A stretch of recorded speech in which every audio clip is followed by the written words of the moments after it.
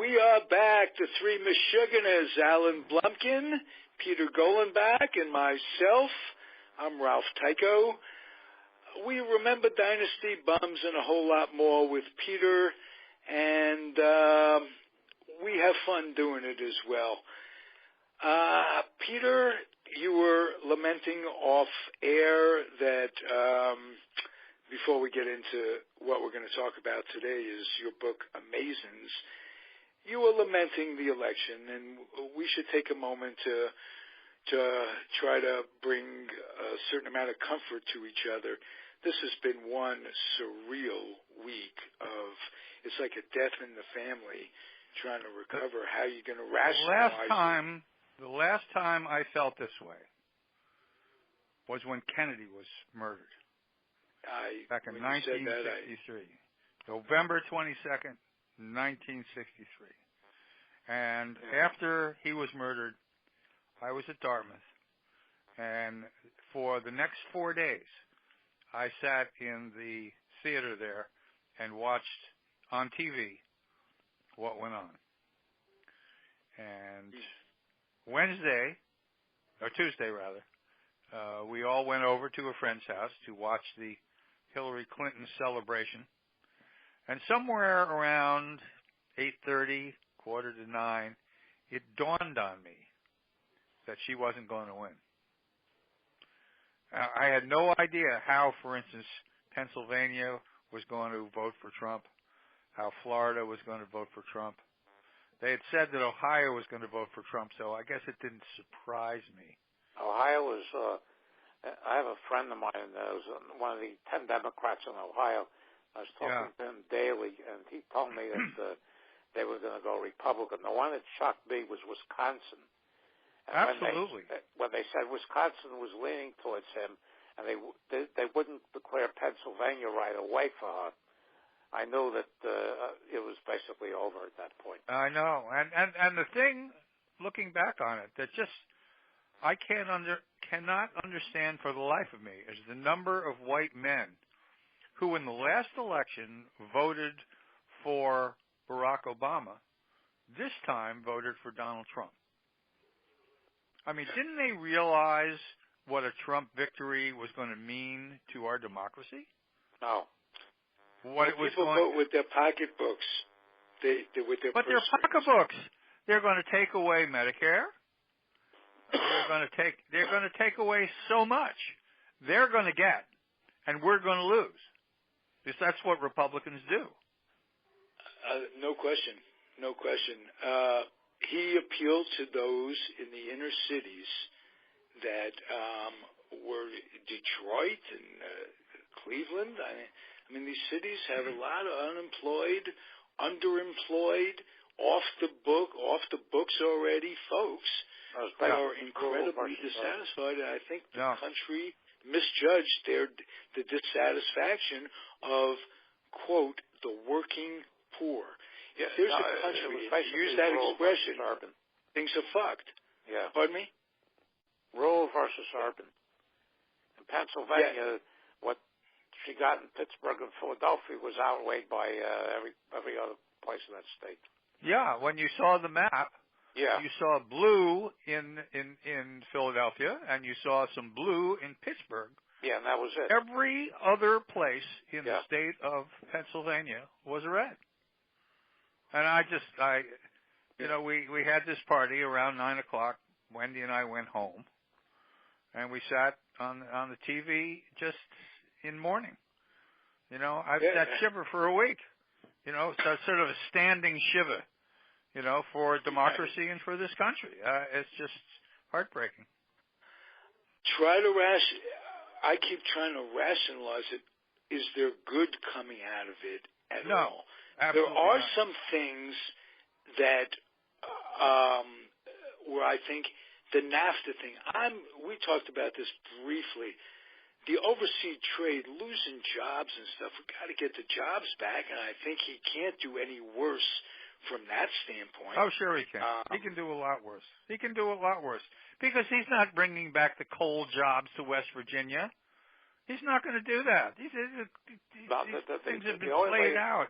The only way he's not bringing the steel back to. He's not bringing the steel.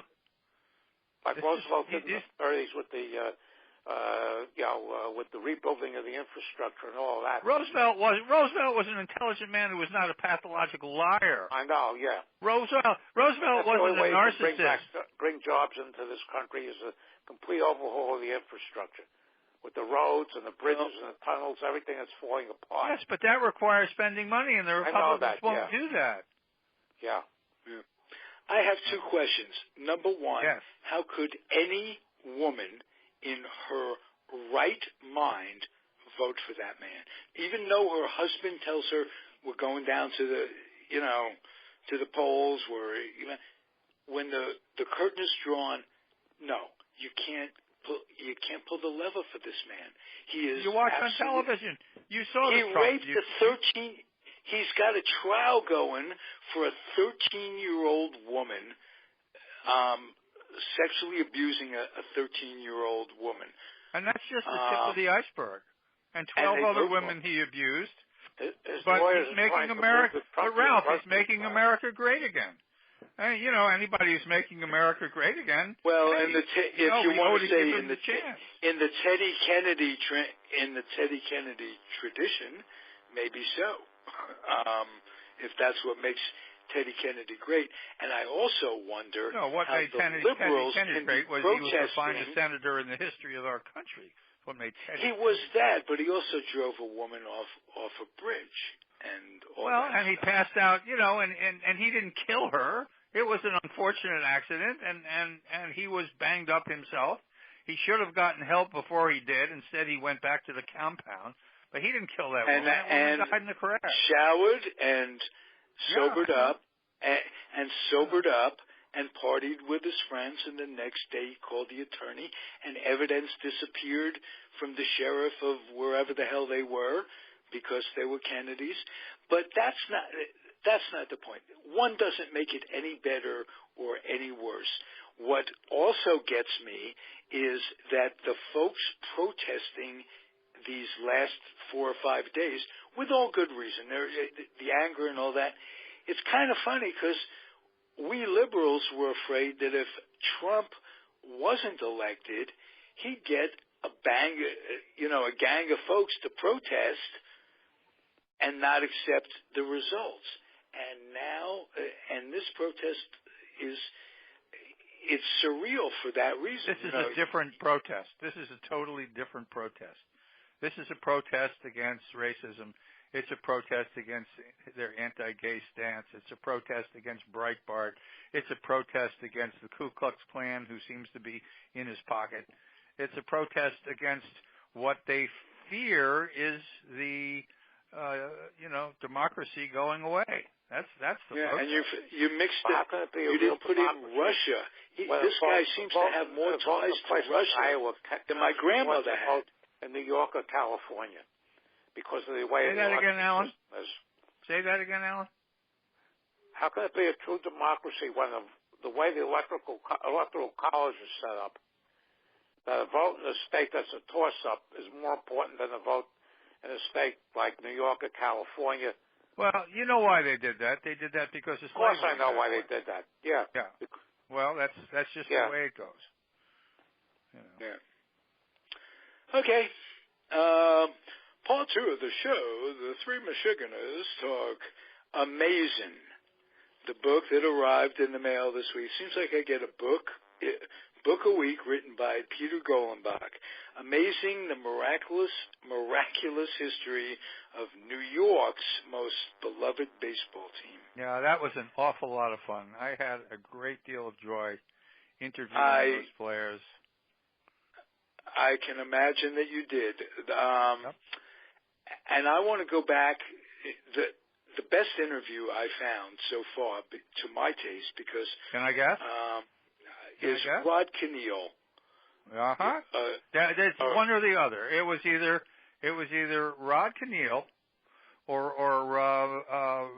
my friend Ronnie, the right fielder, Ron Swoboda. And ironically, I had Ron Swoboda interviewed, and in 1962, after the season, Rod Keneal was in Roosevelt Hospital, and so was my grandfather. So wow. I kind of stopped by his room, and he had major knee surgery. They didn't have what they call arthroscopic surgery now, or non-invasive. You go in. This guy had moderate ligament damage by today's standard, and they cut him open. He was in the hospital for like 3 weeks, and I dropped by his room a couple of times. He was very happy that somebody would come and visit him. And the interview was I learned an awful lot about, after all these years, about what a great athlete he was, to have gotten as far as he got, and his track experience. He went to Drury College, and he was one of the most open guys. Tell me about your experience with him and what the fun it must have been to spend time with Rod Keneal. Well, I mean, the fun was to find out, how did he end up on the Mets? Why this guy?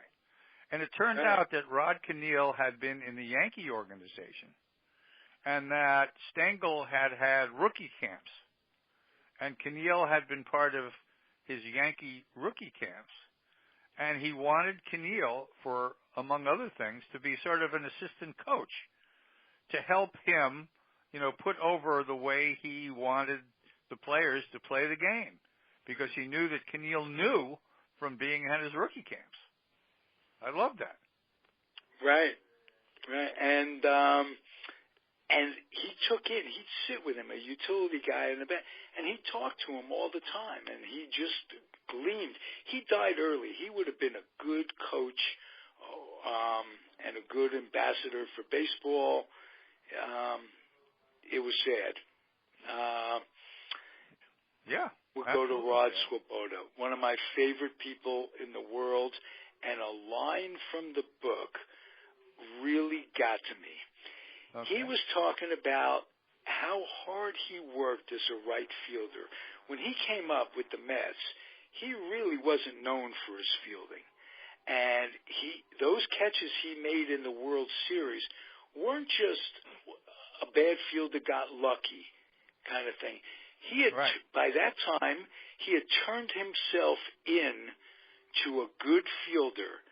And part of being a good fielder, the way I look at it, is having the confidence to wanting the ball hit in your direction. Mm-hmm. And it was a little byplay that he had. You led up to all of that, telling us how hard he worked and how the catches weren't really by accident.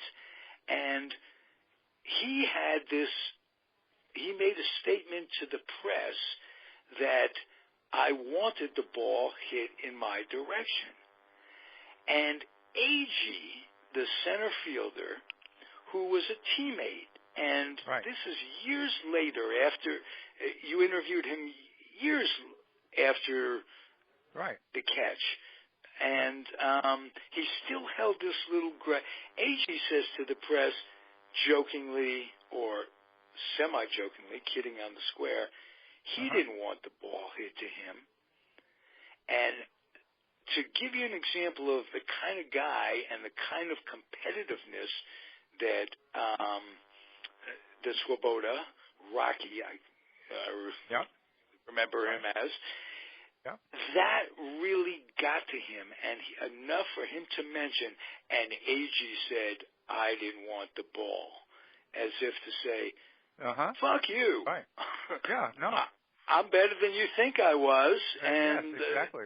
Sure. And that was good writing, Peter. Well, the ball players have a lot of pride. Right. These are the best players in the world.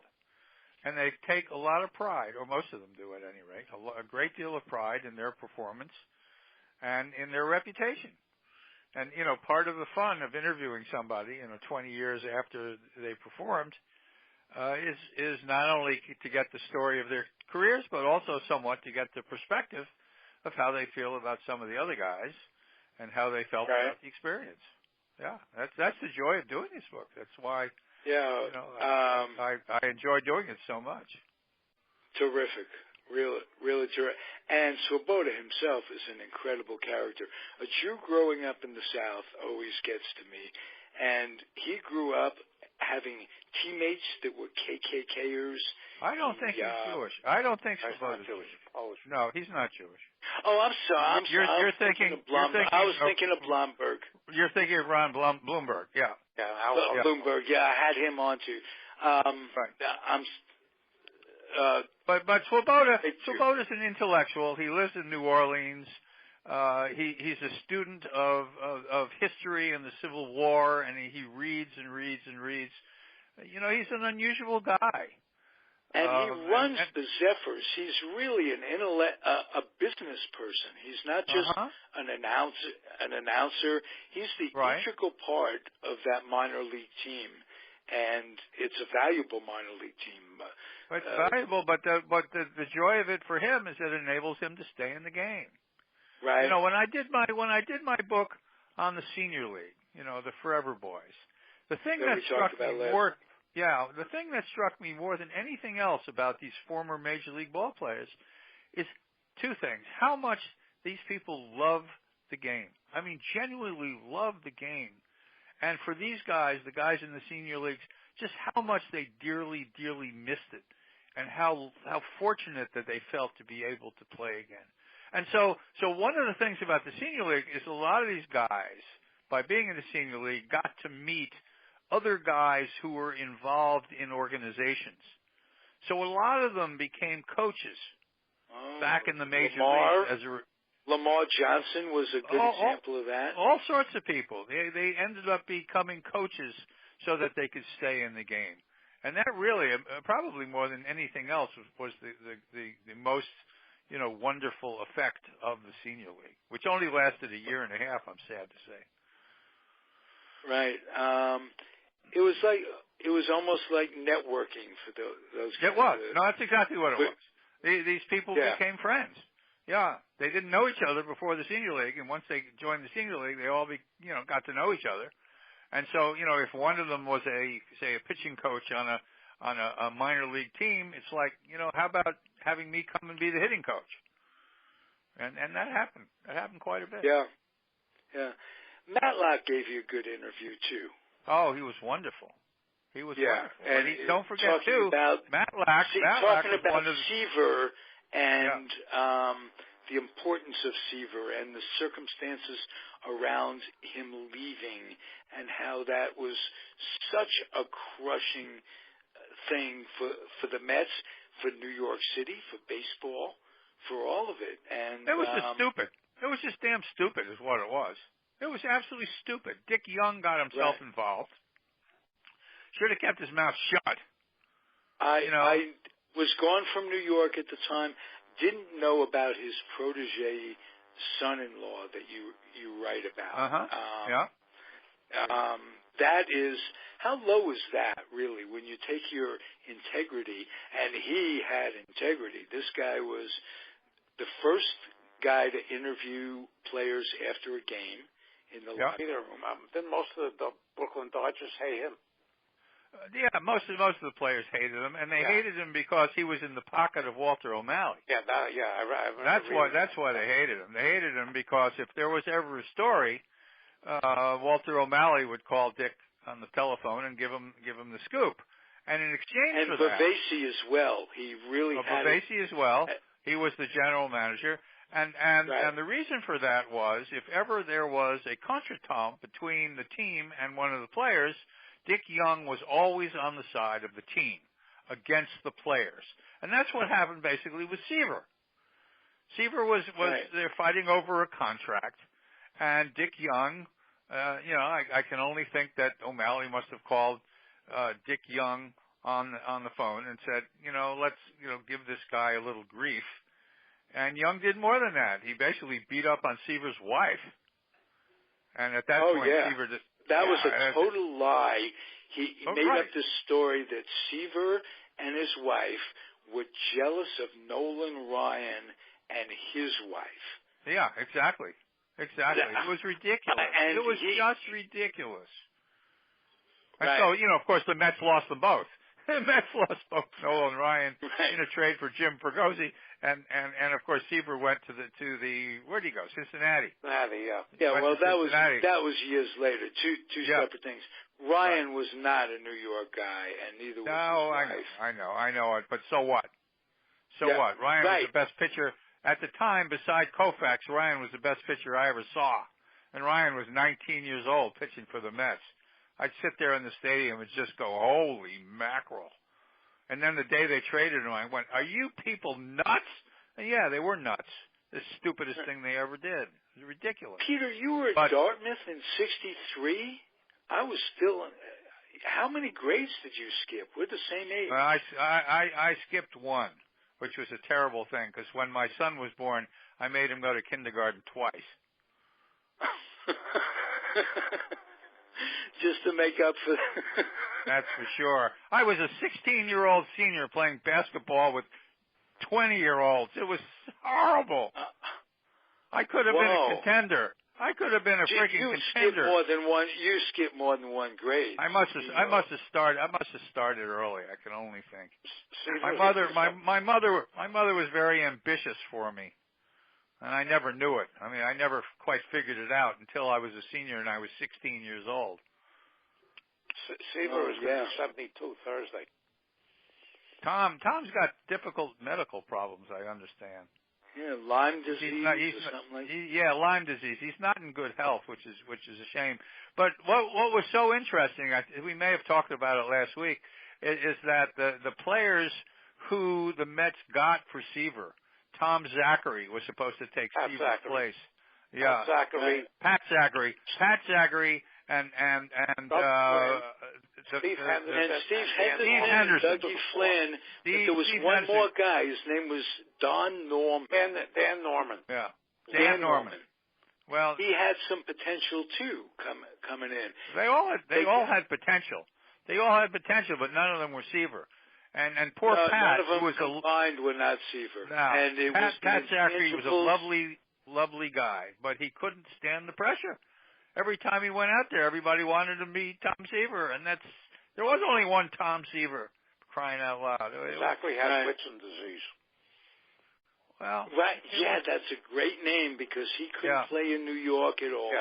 Yeah, some players can, and some players can't. Well, but he could have played in New York had he come up through the minor leagues and ended up in New York. But that's not how he came to New York. He came to New York as the highlight guy in the trade for Tom Seaver. And the second time when Seaver came back to New York and was put up in the as compensation when he went to the White Sox, and they were saying, "Whoa, we're so sorry." That was absolutely deliberate, as far as Of course it was deliberate. Of course it was. I know. And it's funny. I chased Seaver. I must have chased Seaver for 10 years to get him to write a book with me, and he wouldn't do it. Right. You know what was interesting? Some of Zachary's points that he makes in Forever Boys were different when you interviewed him for Amazin. I guess Amazin was Amazin was 84, 85, something like that, and the Forever Boys was 89. Changed. Yeah. Zachary's views had changed. It seems to me he mellowed a bit. Yeah, I think so. And because he really felt put upon when I interviewed him for Amazin. He just felt it was unfair, and quite frankly, it probably was. Yeah. No, that's a lot of pressure. You can't, the Mets were pressured into it by Young and the press and this and that. But M. Donald Graham, he just a horrible mess up. You can't, monumental, let's put it that way. What skills did he have not to mess up? Who the hell was he anyway? Right. I mean, was it you're talking about after Mrs. Payson died and he took over? Yeah. Right. Well, I mean, Mrs. Payson had the right sensibility. I mean, she was smart enough to hire George Weiss and let him do his job. And this guy Grant, who was, I don't know, her partner, or I'm not quite sure what the connection was. I don't know if she was a representative, a lawyer, might have been a lawyer. Or... Might have been her lawyer. But when he took over the job as running the team, he didn't mind his own business. He was a pain in the neck to everybody, and things really didn't become terrific until Nelson Doubleday and Will Pond, bought the team.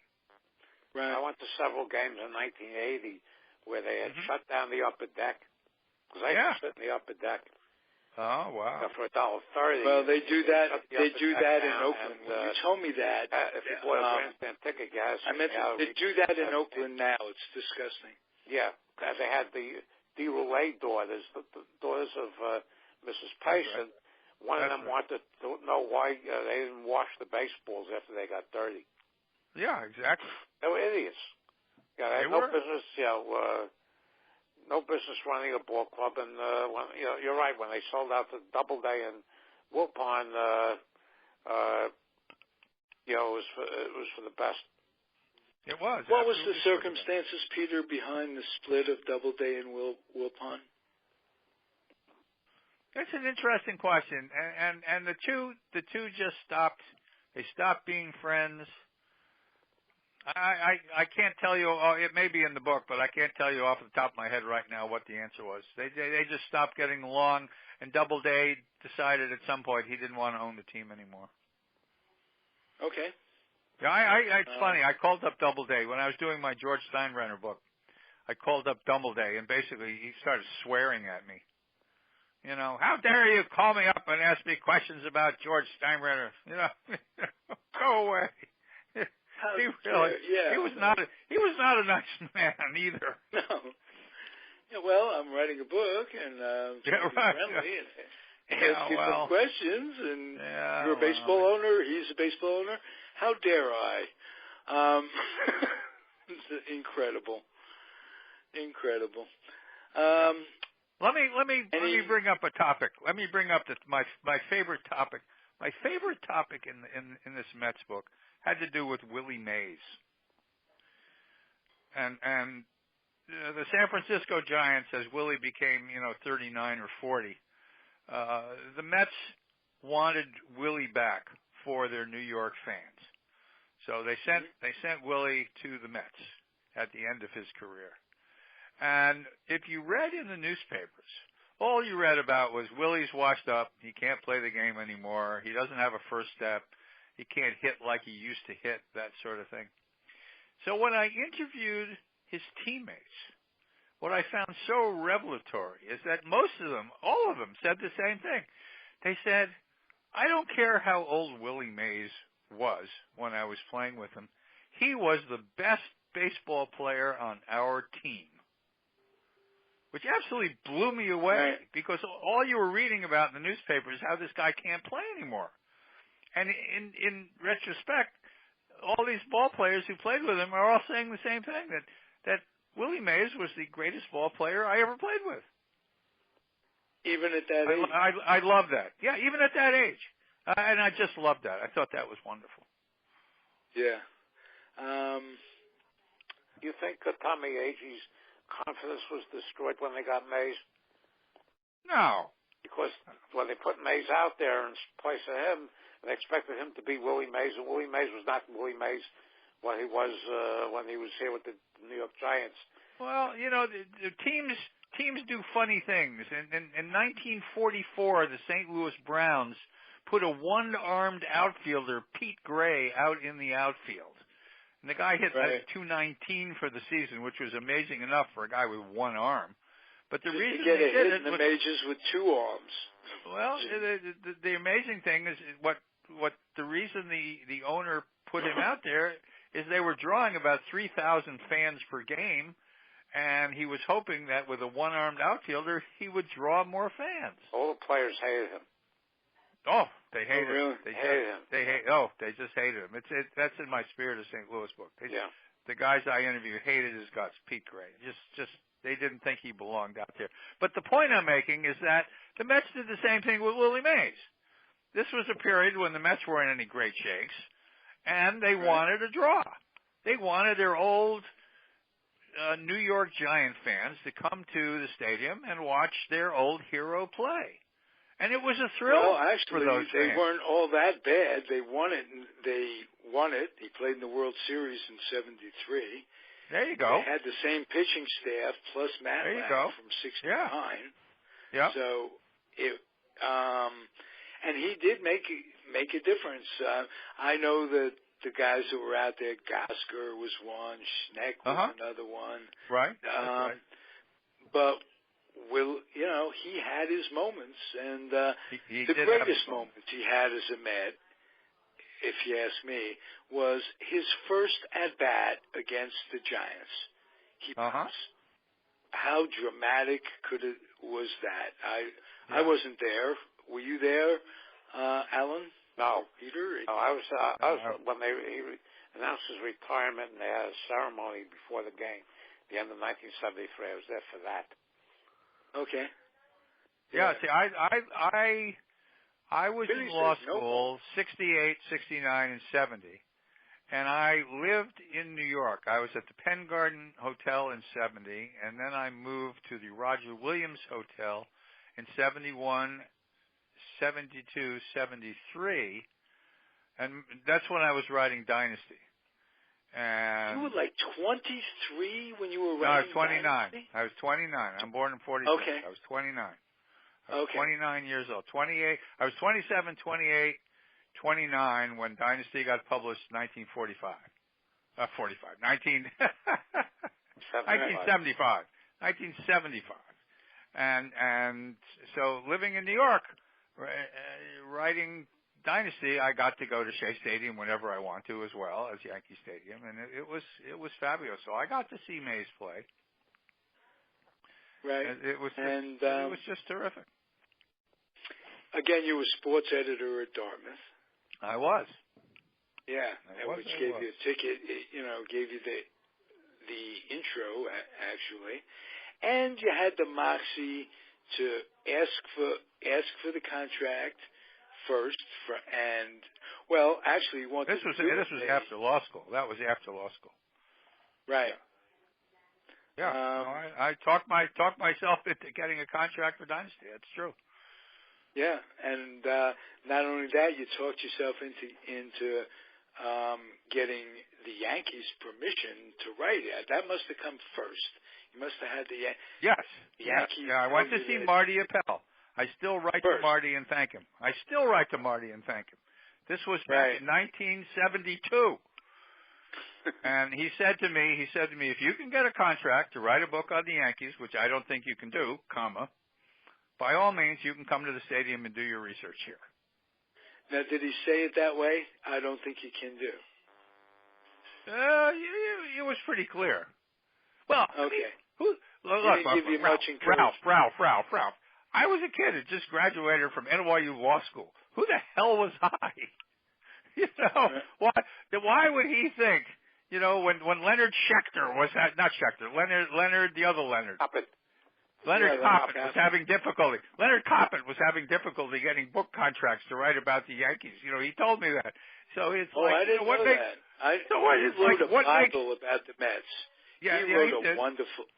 Yeah. He wrote a wonderful book about the Mets. But it was funny. I mean, Marty had to be about 12 years old at the time, and so basically he said, if you can get a book contract, we'll let you do it. And it wasn't very long after that indeed I got myself a book contract from Prentice Hall. It was fairly amazing. And I would drive every day from the Roger Williams Hotel, the Yankee Stadium, and hang out with all those Yankee employees, and I would shag. I'd go out in the outfield. Bloomberg would be hitting batting practice, and I'd shag for him.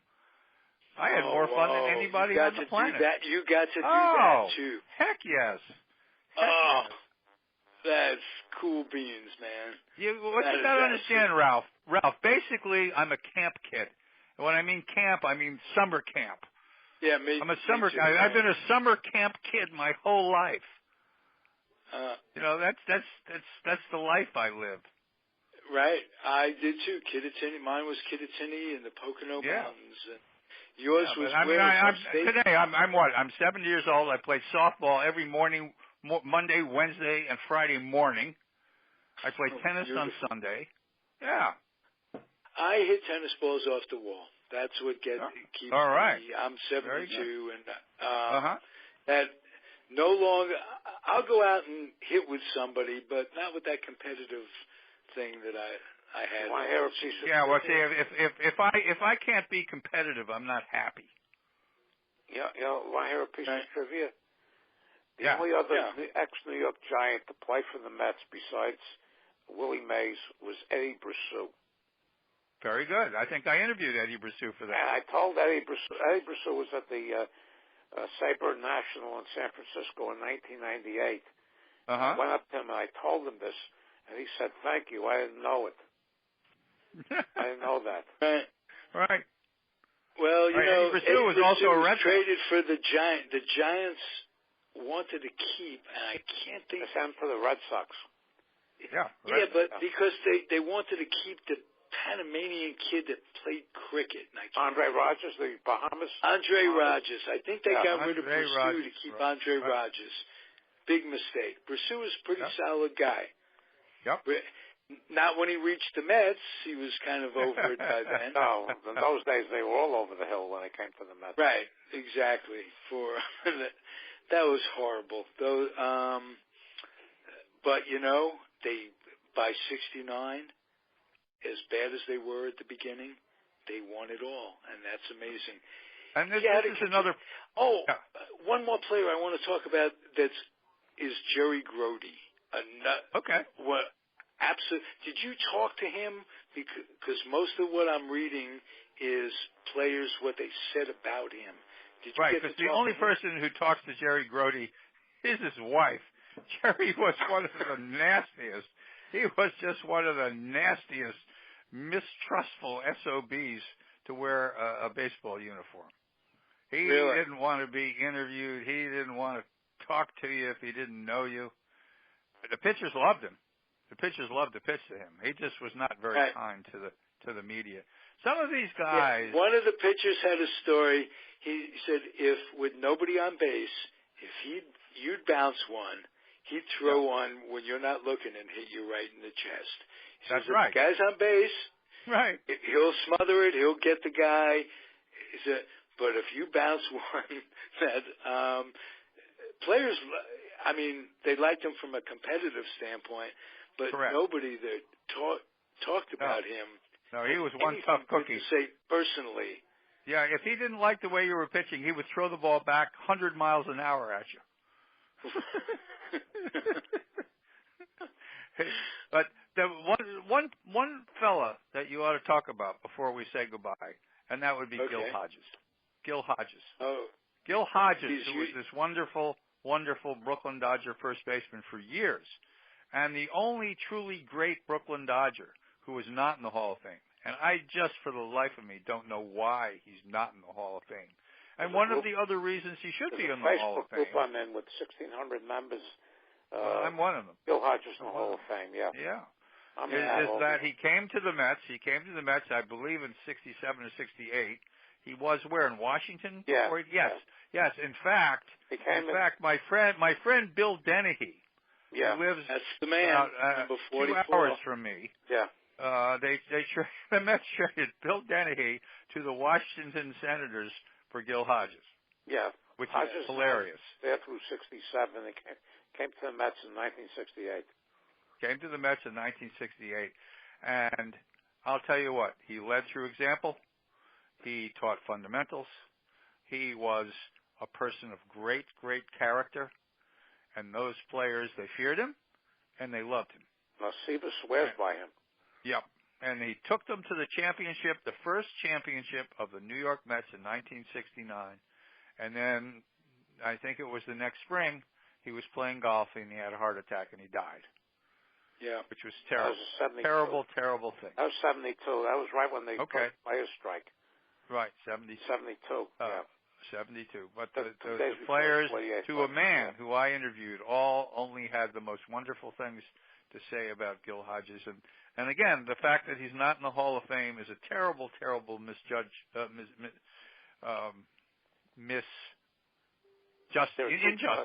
A terrible injustice. From that era that I'm very passionate about. One is Hodges, and the other is Minnie Minoso. Minnie Minoso also. Too. Yeah. Yes, I knew Minnie Minoso. He's a lovely, lovely man. Yeah. He was terrific. When I got my award from in California, that wonderful outfit who's got that crazy group out in California, I got one of the first awards for sports writing. And Minnie Minoso came out, and he was given an award as well. So I got to spend some time with him. And he was as sunny and bright and wonderful as you could. Now, he was the first great black superstar.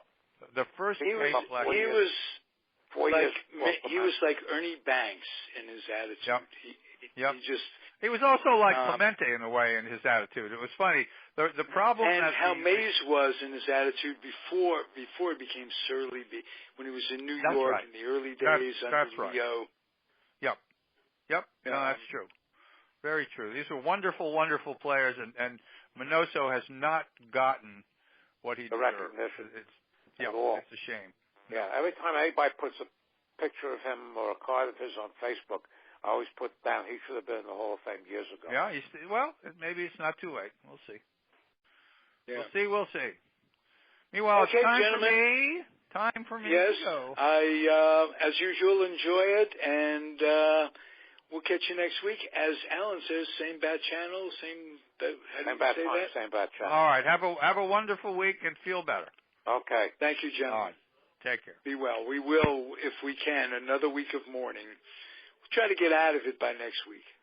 Yeah, Ralph, I have the Mark Littell book coming here on Thursday. Beautiful. Yeah, Mark, who's coming? Mark Littell's book. Oh, yeah, the book is coming. Beautiful. Yeah. Excellent. He's an excellent friend of the show. And very funny guy. Yeah. Quite a character, Mark Littell. Okay. Get you guys next week. Okay. Adios, everybody. Bye-bye.